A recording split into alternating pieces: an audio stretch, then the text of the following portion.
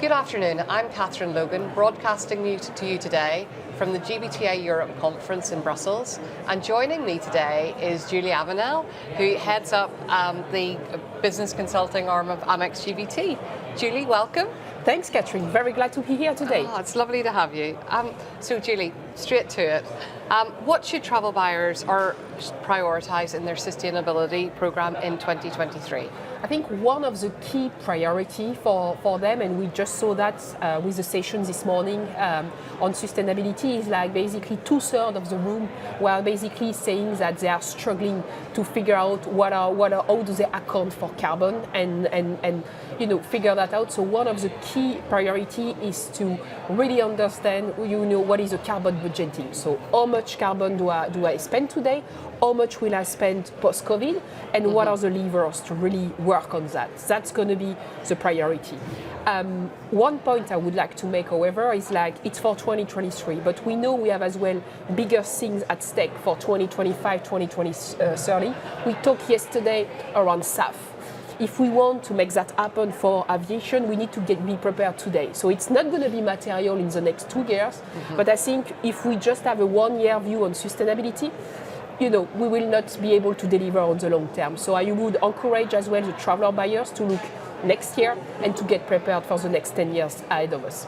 So it's like measure, manage, and then plan ahead. Absolutely, yeah, absolutely. Okay, and we're seeing new working patterns become established. So how do you think travel buyers can help to facilitate these changes and most importantly support employees?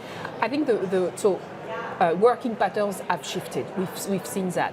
The first thing is to try to understand what has shifted. So, what we are working with our partner and clients is to try to figure out, leveraging data, how the lengths of stay have evolved. We've seen domestic more prevalent than international. We've seen a lot of increase of internal meetings. So trying to figure out what is the outlook of your new travel pattern to basically make sure that you actually, match from a travel policy perspective, from a fair perspective what we have. One point I would like to add as well is like we need to look at working patterns, but we need to look at individuals as well. Because I think what we sometimes tend to forget is like beyond a traveler of a working pattern, you have as well somebody who can have change, who have specific needs, specific willingness to travel. And I think we are seeing the increase of HR being part of the discussion post-COVID, and we need to continue to as well focus on the traveler who is at the end of the day as well an employee. Yeah, so it's not one size fits all. Exactly. Yeah, no, absolutely. And so, you just mentioned there about costs. Rising costs are just clearly a concern for travel buyers and indeed for us all as we're heading into 2023. But, for the travel buyers, what can they start doing right now to help to prepare and plan their organisations and their travellers? Yeah, I think the main piece is like trying to work, and we are trying to help them navigate this rising costs. We disclosed a couple of weeks ago an hotel pricing index because there is rising costs, but there is not rising income in the same way everywhere. So I think they need to work with their partners to understand where are the costs rising.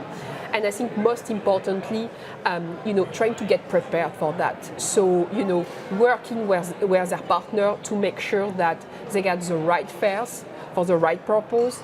You have obviously the corporate negotiated rate. You have as well specific content. So get the basics right, understanding the landscape, get the basics right, and I think after it's optimization. So versus a one-off sourcing, we are now managing like optimization on a regular basis because what COVID had told us is like we need to be very agile.